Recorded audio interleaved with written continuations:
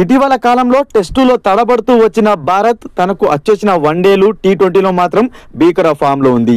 Recent గా England తో జరిగిన టీ20 సిరీస్ ను 4-1 తేడాతో గెలుచుకున్న భారత జట్టు ఇప్పుడు తాజాగా జరుగుతున్న వన్డే సిరీస్ లోను 2-0 ఆధిక్యంలో ఉండగా మరో వన్డే మిగిలి ఉండగానే సిరీస్ ను సొంతం చేసుకుంది.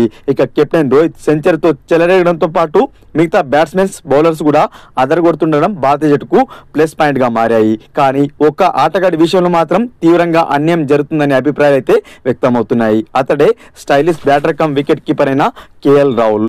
వన్డే స్పెషలిస్ట్ గా ముద్రపడిన ప్లేయర్ కేఎల్ రాహుల్ వికెట్ల వెనుక చురుగ్గా క్యాచ్లు అందుకోవడం, రన్అట్స్, అదేవిధంగా స్టంపింగ్ చేయడంతో పాటు ఇన్నింగ్స్ ను నిలబెట్టే స్ట్రాంగ్ బ్యాటర్ గా పేరు తెచ్చుకున్నాడు. గత 2 ఏళ్లుగా నంబర్ 5 పొజిషన్ లో ఆడుతూ దుమ్ము లేపుతుంటే గత 30 ఇన్నింగ్స్ లో 57 యావరేజ్ తో 1259 పరుగులు చేయగా ఇందులో 2 సెంచరీలు, 9 హాఫ్ సెంచరీలు ఉన్నాయి.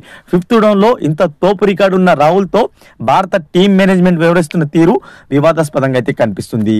ఇంగ్లాండ్ తో గత 2 వన్డేల్లో రాహుల్ ను లోయర్ ఆర్డర్ లో అయితే ఆడిస్తున్నారు.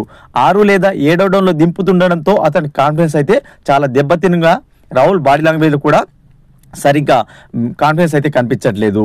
గత 2 వన్డేల్లో రోహిత్, శ్రేయస్ అయ్యర్ సహా మిగతా బ్యాటర్స్ అంతా తమ తమ పొజిషన్ లో ఆడుతుంటే రాహుల్ ను మాత్రం కింద ఆడిస్తున్నారు.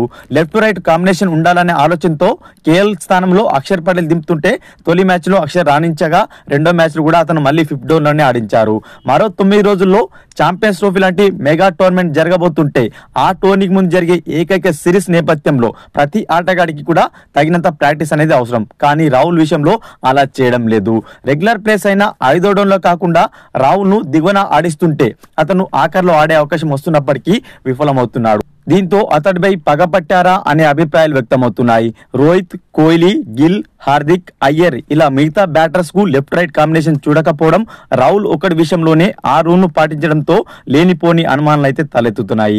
ఒకవేళ రాహుల్ ను 5th డౌన్ లో ఆడించకూడదు, అతడు ప్లేస్ కు పనికిరాడని భావిస్తే రిషబ్ పంత్ ను టీంలో తీసుకోవాలి గానీ ఇలా అవమానించడం ఏంటనే ప్రశ్న తలెత్తుతున్నాయి. ఈ సిరీస్ లో గనక అతడు పరుగులు చేసి రిధంలోకి రాకపోతే ఛాంపియన్స్ ట్రోఫీలో కీలక సమయంలో పరుగులు చేయాలంటే కష్టమయ్యే అవకాశం ఉంది.